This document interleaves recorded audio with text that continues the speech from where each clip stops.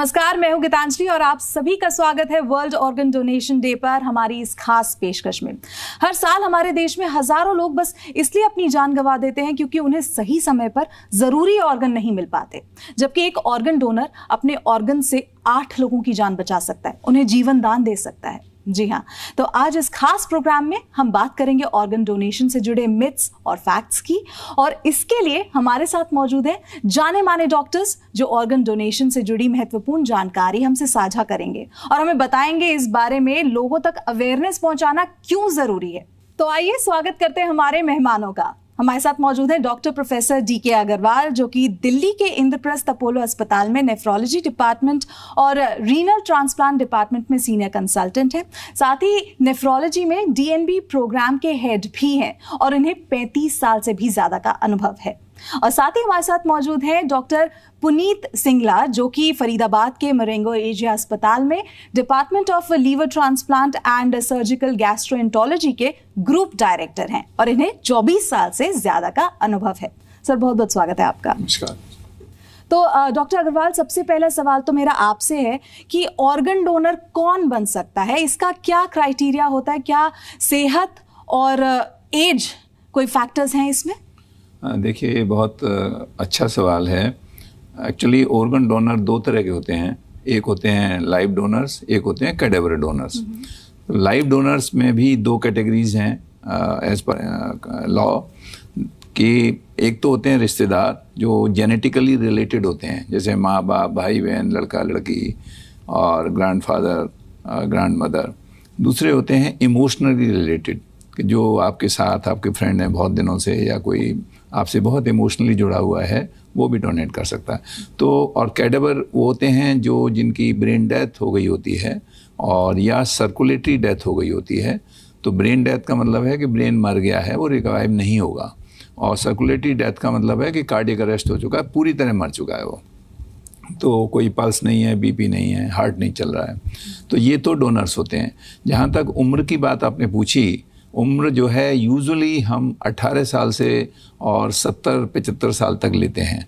अच्छा 70 साल तक रहता है, लेकिन 75 में कुछ लोगों को जिनके यहाँ कोई डोनर नहीं है और ग्रैंड पेरेंट्स हैं या कोई अवेलेबल नहीं है, तो हम 75 साल का भी ले लेते हैं। ये जो देना इस बात पर निर्भर करता है कि ओल्ड एज में बहुत से लोगों की किडनी अच्छी होती है, तो वो DTPA स्कैन से पता लग जाता है। अगर कोई ओल्ड डोनर है तो उसका पहले DTPA स्कैन करते हैं कि भाई राइट और लेफ्ट किडनी ठीक है कि नहीं। अगर ठीक हैं तो वो दे सकते हैं। रही सेहत की बात, तो सेहत में कोई उसको कोमॉर्बिड कंडीशन नहीं होनी चाहिए, बड़ी बीमारी नहीं होनी चाहिए, स्वस्थ होना चाहिए। उसका पूरा डोनर इवेल्युएशन होता है और इवेल्युएशन होके सारे रिजल्ट सेटिस्फैक्ट्री होते हैं, तभी उनको हम कंसीडर करते हैं। एक क्वेश्चन ये भी आता है कि 18 साल से अगर कम उम्र है तो क्या वो दे सकते हैं।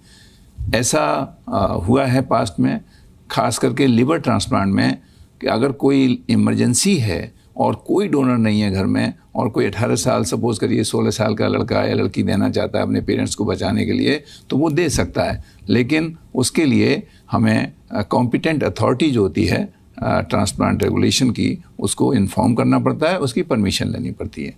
किडनी में 18 साल से कम यूजुअली नहीं होता है क्योंकि डायलिसिस उपलब्ध है, तो डायलिसिस करते हैं, इमरजेंसी यूजुअली नहीं आती है।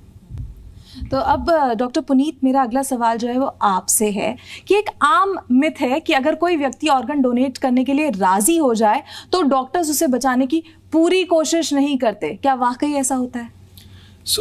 पूरे मेडिकल साइंस के अंदर डॉक्टर्स की एक हिपोक्रेटिक ओथ होती है कि वो पेशेंट को बचाने के लिए अपनी भरपूर कोशिश करते हैं। ये जस्ट जैसे आपने बोला कि ये मिथ ही है, जिसमें लोगों को एक भ्रांति रहती है कि हम अगर ऑर्गन डोनेशन के लिए यस करेंगे तो डॉक्टर हमें बचाने की कोशिश नहीं करेंगे। डॉक्टर्स, भले वो ICU के डॉक्टर हों, प्राइमरी फिजिशियन हो, आपको बचाने के लिए भरपूर कोशिश करेंगे, बेहतरीन इलाज करेंगे। अगर आप इस हालत में पहुंच जाएंगे जिसमें पेशेंट ब्रेन डेड है या कार्डियक डेथ है, उसी हालत में ऑर्गन डोनेशन के बारे में सोचा जाएगा या फैमिली से काउंसलिंग की जाएगी। सो जनरली ऐसा सोचना कि अगर हम ऑर्गन डोनेशन के लिए कंसेंट देंगे तो हमारा ट्रीटमेंट नहीं होगा, ऐसा बिल्कुल भी नहीं है। Across the world, not only India, across the world ऐसा बिल्कुल नहीं किया जाता। डॉक्टर्स की प्राइमरी रिस्पॉन्सिबिलिटी है पेशेंट को अच्छा बनाना। अगर बाय चांस उनकी हालत अच्छी नहीं होगी तभी उनको ऑर्गन डोनेशन के बारे में सोचा जाएगा, अदरवाइज नहीं सोचा जाएगा। सो अगर आप ब्रेन डेड हैं या कार्डियक डेथ है जिसमें आप मर चुके हैं, उसी हालत में ऑर्गन डोनेशन होगा। तो अगला सवाल मेरा डॉक्टर अग्रवाल आपसे है कि कई मरीजों को ये डर रहता है कि ऑर्गन डोनेशन के बाद वो अपनी नॉर्मल ज़िंदगी नहीं जी पाएंगे, क्या ऐसी भी मुश्किल आती है? नहीं, ऐसी कोई मुश्किल नहीं आती है। जो ऑर्गन डोनेट करते हैं उसके बाद एकदम नॉर्मल ज़िंदगी जीते हैं। उनका स्वास्थ्य, उनकी कैपेसिटी काम करने की, इवन बच्चा पैदा करने की क्षमता, कई लोग शिकायत करते हैं कि भाई हम रिप्रोड्यूस कर पाएंगे कि नहीं, वो सब मेंटेन रहती है। और आजकल तो डोनर जो होते हैं उसमें लेप्रोस्कोपिक सर्जरी होती है, तो उसमें 3-4 दिन में ही छुट्टी कर देते हैं डोनर की, तो वो काम पे जल्दी लौट आते हैं। केवल एक ध्यान रखना पड़ता है कि ऐसी गाइडलाइंस कहती हैं, या करना भी चाहिए, कि 1 साल के अंदर कुछ एक बार ज़रूर जांच करा लेनी चाहिए, पल्स, बीपी और वेट और इन सब चीज़ों की, कितना क्रिएटिन है, जीएफआर कितना है, जिससे कि हमें ब्लड प्रेशर तो नहीं हो रहा है, प्रोटीन तो नहीं जा रहा है यूरिन में। साल में एक बार ज़रूर से स्क्रीनिंग कर लेनी चाहिए। और साथ में ये बिल्कुल मिथ है कि कोई भी परेशानी डोनेशन के बाद नहीं होती है।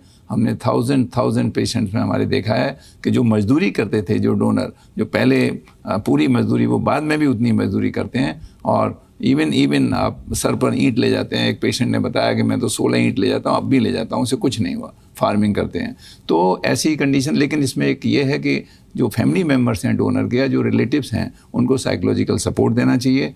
प्लस ये भी है कि उनको अपना लाइफस्टाइल चेंज करनी चाहिए कि भाई तम्बाकू से बचें, मॉर्निंग वॉक जाएं, फास्ट फूड कम खाएं। तो यही है। तो बेसिकली बस अपनी सेहत का और ज़्यादा ध्यान रखें, बस यही आपको चेंज करना पड़ता है बस। ऑलराइट। तो मैं डॉक्टर साहब आपसे ये भी जानना चाहूँगी कि कैडावरिक डोनर जो होते हैं, इस डेथ के मामले में परिवार ये जानना चाहता है कि मरीज ब्रेन डेड है या नहीं। आप ये कैसे तय करते हैं और परिवार को कैसे समझाते हैं? ये बहुत इंपॉर्टेंट क्वेश्चन है। इसको हम रोज़ फेस करते हैं कि परिवार को शक रहता है, और उनका शक जायज़ भी है। कहीं मान लो कोई गड़बड़ी करे तो इसलिए, तो इसके लिए बड़ी गाइडलाइंस बनी हुई हैं। वो ये है तरीका हमारा कि पहले हम पेशेंट के आइडेंटिफाई करते हैं कि भाई आईसीयू में इसको ऐसी बीमारी है, बचने नहीं जा रहा है। आइडेंटिफाई कर लेते हैं, फिर उसको देखते हैं कि ब्रेन स्टेम रिफ्लेक्सेस हैं कि नहीं। कुछ रिफ्लेक्सेस होते हैं जो नहीं होते हैं, तब आगे बढ़ते हैं कि भाई इसमें ब्रेन स्टेम के कोई साइन सिम्टम्स नहीं हैं। देन एक एपनिया टेस्ट होता है जो ये श्योर करता है कि ये ब्रेन डेड हो गया है। तो वो एपनिया टेस्ट जो है वो हर मरीज को ब्रेन डेड डिक्लेयर करने से पहले करना जरूरी होता है। 2 बार करना जरूरी होता है। जैसे पहले हमने एक एपनिया किया, फिर 6 घंटे बाद दूसरा एपनिया टेस्ट करना होता है।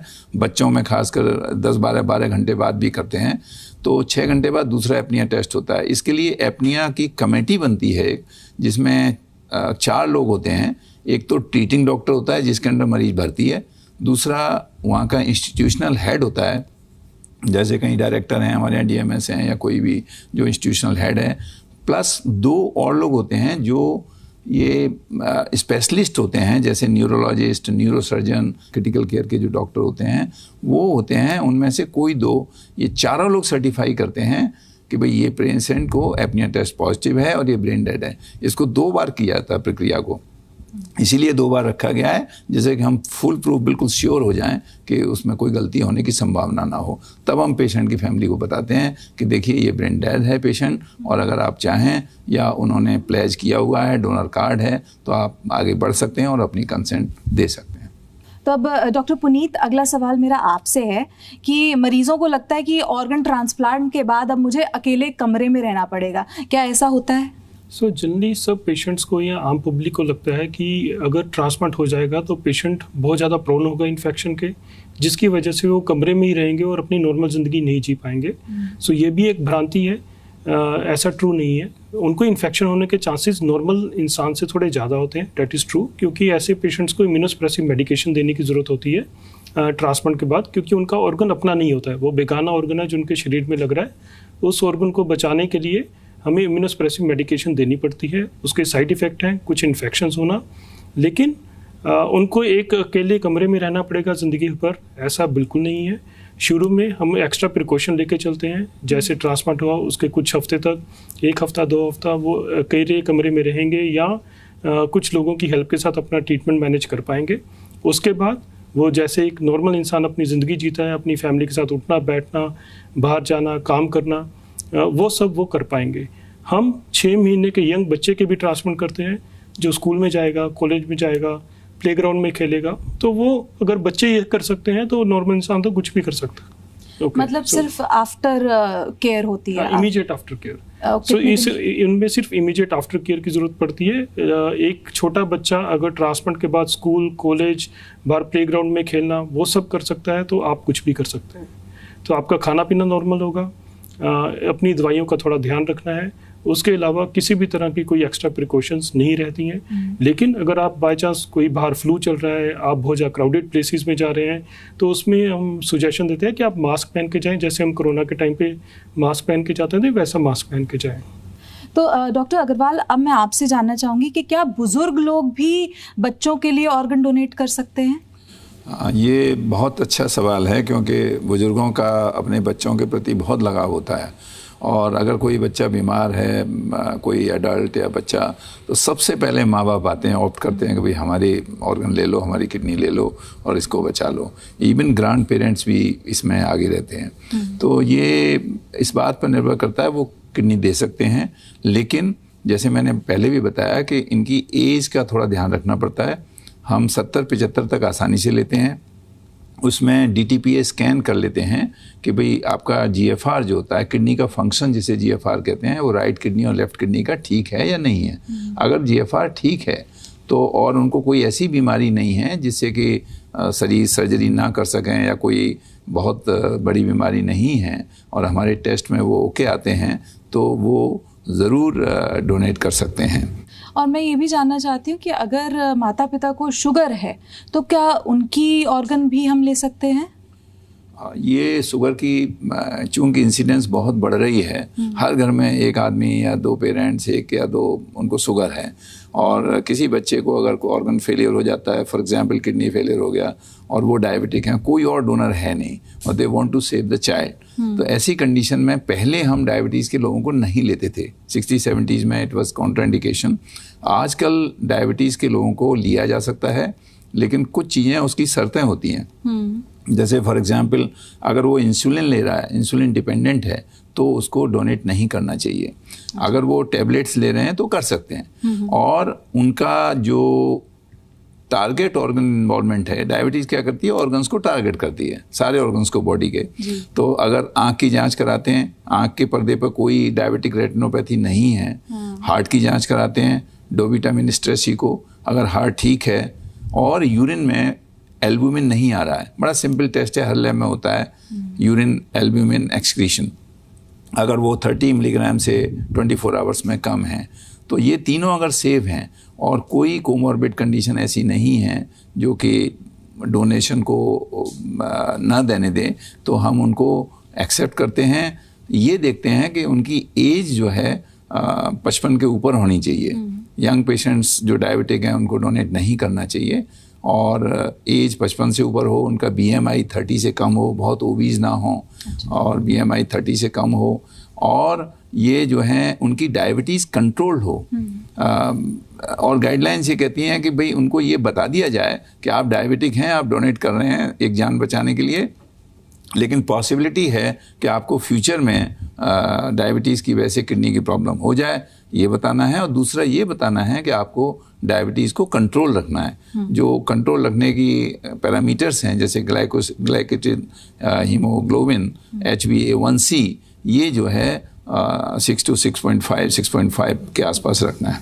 अच्छा, मतलब क्या क्या रिस्क हो सकते हैं, बस उनसे अवेयर उनको कराना जरूरी होता है। करना है फ्यूचर में क्या ध्यान रखना है, और कोई सिस्टम ऐसा इन्वॉल्व ना हो, टारगेट ऑर्गन जो डायबिटीज़ की वजह से, तो वो कॉन्ट्राइंडिकेशन हो जाता है। अच्छा, तो सर डॉक्टर पुनीत, मैं आपसे जानना चाहती हूँ कि अगर हम फैटी लीवर की बात करते हैं तो क्या वो लोग भी ऑर्गन डोनेट कर सकते हैं जिन्हें फैटी लीवर है? फैटी लीवर आज की डेट में एक नया एपिडेमिक के तौर पे सामने देखने को आ रहा है। अगर हम सब अपना नॉर्मल अल्ट्रासाउंड कराएं या लीवर फंक्शन टेस्ट कराएं, तकरीबन 50 से 70% लोगों का किसी ग्रेड का फैटी लीवर होगा। फैटी लीवर के 4 ग्रेड्स होते हैं, ग्रेड 1, 2, 3, 4। ग्रेड 1 और 2 नॉर्मल लोअर लेवल के हैं, ग्रेड 1 और 2 लोअर लेवल के हैं, ग्रेड 3 और 4 हायर लेवल के हैं। जो ग्रेड 1 के पेशेंट्स होते हैं या ग्रेड 1 के डोनर्स होते हैं, उनका लिवर लिया जा सकता है। अगर उनके लिवर फंक्शन टेस्ट यानी कि ब्लड टेस्ट में उनके टेस्ट ठीक हैं तो उनका लिवर लिया जा सकता है सेफली, डोनर के लिए भी और पेशेंट के लिए भी। लेकिन अगर उनको ग्रेड 2 फैटी लिवर है तो उनको हम फैटी लिवर को थोड़ा कम करते हैं, उनको वेट लॉस के लिए कुछ डाइट इंस्ट्रक्शन देते हैं, उनके रेगुलर इन्वेस्टिगेशन के लिए बताते हैं, और अगर उनका ठीक आता है टेस्ट उसके बाद ही उनको लिया जाता है। सो जो फैटी लिवर ग्रेड 2 है उसको अगर उनके टेस्ट ठीक हो जाते हैं वेट लॉस के बाद, एक्सरसाइज के बाद और कुछ डाइट कंट्रोल के बाद, तो उनको लिया जा सकता है। ग्रेड 3 और 4 उनको खुद ट्रीटमेंट की ज़रूरत है, तो जनरली वो डोनेशन के लिए फिट नहीं होते हैं, उनको ट्रीटमेंट करने की ज़रूरत है। उनको लिवर स्पेशलिस्ट से मिलके कुछ मैनेजमेंट की, कुछ दवाइयों की ज़रूरत रहती है, जिसके बाद अगर वो फिट हो जाते हैं तो जिसको नॉर्मली 2 से 3 महीने लग जाते हैं, तो उसके बाद वो लिवर भी लिया जा सकता है। लेकिन अगर आप ये कहें कि फैटी लिवर प्योरली अनफिट है डोनेशन के लिए, ऐसा नहीं है। ग्रेड 1 डोनेट कर सकता है, ग्रेड 2 इम्प्रूव होने के बाद डोनेट कर सकता है, ग्रेड 3 और 4 को डॉक्टर से मिलकर अपने ट्रीटमेंट की ज़रूरत है। अगर आने वाले टाइम में वो ठीक हो जाएंगे तो definitely yes they can donate. लेकिन अगर इसको हम कैडेवरिक प्रोग्राम के अंदर देखें, अगर ग्रेड 3 और 4 फैट लिवर मिलता है, क्योंकि आज की डेट में हमारे पास ऑर्गन की बहुत कमी है, पेशेंट्स रोज़ हर सेकंड कुछ ना कुछ पेशेंट मर रहे हैं लिवर के, जिनको लिवर ट्रांसप्लांट चाहिए, तो उसमें पेशेंट को एक्सप्लेन करके, हाई रिस्क एक्सप्लेन करके उसमें grade 3, 4 fatty liver cadaveric donation में लिया जा सकता है। तो अब डॉक्टर पुनीत मैं ये जानना चाहती हूँ कि कई मरीजों को संक्रमण हो जाता है और वो मानते हैं कि ये दान किए गए अंग की वजह से है, तो इन्फेक्शन की क्या क्या वजह होती हैं? इन्फेक्शन किसी भी जाता है, अगर उनका ट्रांसप्लांट नहीं हुआ, आपको मुझे वायरल इन्फेक्शंस होते हैं, बैक्टीरियल इन्फेक्शन होते हैं, यूरिन इन्फेक्शन होते हैं, ऐसे ही ट्रांसप्लांट वाले पेशेंट्स को भी इन्फेक्शन हो सकती है। उनमें इन्फेक्शन होने के चांसेस नॉर्मल इंसान से ज़्यादा हैं, क्योंकि उनको इम्यूनोसप्रेसिव मेडिकेशन चलती है जिसके साइड इफ़ेक्ट होते हैं कुछ इन्फेक्शन होना। लेकिन ज़रूरी नहीं है कि हर पेशेंट को इन्फेक्शन हो, 100% पेशेंट को इन्फेक्शन नहीं होता है, बहुत ही कम परसेंटेज है, रफली 3 to 4% पेशेंट जिनको इन्फेक्शन हो सकती है। ऐसी इन्फेक्शन को मेडिसिन से ट्रीट किया जाता है। लोगों में ये भ्रांति रहती है कि हमने ऑर्गन लिया था, उस ऑर्गन के साथ हमें कोई इन्फेक्शन साथ में आ गई। तो जब हम आप कोई ऑर्गन लेते हैं, भले वो कैडेवरिक डोनेशन से हो या लिविंग डोनर से हो, उस डोनर के फुल टेस्ट होते हैं जिसमें उनकी इन्फेक्शंस को रूल आउट किया जाता है। कुछ सिलेक्टेड इन्फेक्शन जैसे HIV हो गया, हेपेटाइटिस B हो गया, C है, उसके साथ हम उस ऑर्गन को नहीं लेते हैं, या बहुत ही सिलेक्टेड केसेस में हेपेटाइटिस B वाले ऑर्गन को हेपेटाइटिस B वाले पेशेंट में लगाया जा सकता है। लेकिन अगर पेशेंट के अंदर अगर डोनर के अंदर इन्फेक्शन है तो हम उस इन्फेक्टेड ऑर्गन को आपके अंदर कभी नहीं लगाएंगे। ये गलतफहमी अपने दिमाग से निकाल देनी चाहिए पेशेंट्स को कि अगर हमने कोई ऑर्गन लिया था उसकी वजह से ही हमें साथ में इन्फेक्शन आ रही है। ये इन्फेक्शन अगर आपको हो रही है तो वो एक नॉर्मल प्रोसेस है, इम्यूनोसप्रेसिव मेडिकेशन का एक साइड इफ़ेक्ट है जो कि कुछ ही पेशेंट्स में होगा, सब में नहीं होगा। ये बहुत अच्छे से ट्रीटेबल है, मैनेजेबल है। इन्फेक्शन के कॉमन कारण हो सकते हैं चेस्ट इन्फेक्शन, वायरल, बैक्टीरियल या पैरासिटिक। जो इन्फेक्शन होगी उसी हिसाब से इलाज किया जाएगा। ठीक है। तो डॉक्टर पुनीत मैं ये भी जानना चाहती हूँ कि लोगों की ना ऑर्गन डोनेशन के बाद रीबर्थ और अगली ज़िंदगी को लेकर कई मान्यताएं हैं, तो इस बारे में आपका क्या कहना है? बहुत सारे रिलीजन्स के अंदर हमेशा रीबर्थ को एक सोच दी गई है। हम आज के साइंटिफिक ज़माने में ये कहना बहुत मुश्किल है कि रीबर्थ एग्जिस्ट भी करता है या नहीं करता है। अगर रीबर्थ एग्जिस्ट करता है, बहुत सारे साधु महात्मा, ऑलमोस्ट सभी रिलीजन्स ने बोला है कि अगर रीबर्थ एग्जिस्ट भी करता है तो ऑर्गन डोनेशन की वजह से नेक्स्ट जन्म के अंदर कोई ऑर्गन की कमी नहीं होगी। लोग जनरली ये मान के चलते हैं कि मेरी 2 किडनी है, मैंने किडनी डोनेट कर दी, अगले जन्म में एक ही किडनी के साथ पैदा होंगे। अगर लिवर डोनेट कर दिया तो अगले जन्म में एक लिवर नहीं आएगा, तो ऐसा बिल्कुल नहीं है। बहुत सारे समाज के उच्च विशेषज्ञों ने या साधु संत महात्मा ने ये बोला है कि ऑर्गन डोनेशन करना प्राथमिकता है। हमें अपने आज की डेट में सोसाइटी को अच्छा बनाने के लिए अगर ऑर्गन डोनेशन हो सकता है तो ज़रूर सोचना चाहिए। पुनर्जन्म अगर होता होगा तो वो ऑर्गन के साथ ही होगा, उसके बिना नहीं होगा, उसके बिना ज़िंदगी पॉसिबल नहीं है। दूसरा मैं बोलना चाहूँगा कि अगर आपको ऑर्गन का कैंसर हो जाए तो भी आप उसका इलाज कराएंगे। अगर किडनी कैंसर है आप किडनी को निकलवाएंगे, अगर लिवर कैंसर है तो आप लिवर की सर्जरी कराएंगे। तो क्या अगले जन्म में वो ऑर्गन भी नहीं आएगा? ऐसा नहीं है। इसको सिर्फ डोनेशन से जोड़ना एक गलत है। जो भी अगर कैंसर है तो उसका इलाज कराएं, अगले जन्म में आप ऑर्गन के साथ ही आएंगे। अगर आपको डोनेशन के लिए फिट हैं या आप डोनेशन करना चाहते हैं तो सिर्फ इस वजह से कि पुनर्जन्म में अगले जन्म में वो ऑर्गन नहीं आएगा तो उसको सोच के आप डोनेशन से पीछे नहीं हटें और ऑर्गन डोनेशन के लिए आगे बढ़ें। यानी आपका यही कहना है कि ये सब मिथ्स हैं, इन पर ध्यान नहीं देना चाहिए और ऑर्गन डोनेशन एक नेक काम है और आगे से आगे बढ़कर ऑर्गन डोनेट करनी चाहिए। जी बिल्कुल बिल्कुल उचित कह रहे हैं आप। ठीक है, तो इसी के साथ डॉक्टर पुनीत और डॉक्टर अग्रवाल बहुत बहुत शुक्रिया हमारे साथ जुड़ने के लिए और हमें ऑर्गन डोनेशन से जुड़ी इतनी जानकारी समझाने के लिए, देने के लिए धन्यवाद। Thank you. तो इसी के साथ आज का ये खास प्रोग्राम यहीं खत्म होता है। इस प्रोग्राम के जरिए हमारी यही कोशिश थी कि ऑर्गन डोनेशन से जुड़े जो भी सवाल आपके मन में हो उनके जवाब आपको मिल जाएं और आप ऑर्गन डोनेशन की अहमियत समझ पाएं। तो इसी के साथ हमें दीजिए इजाजत। नमस्कार।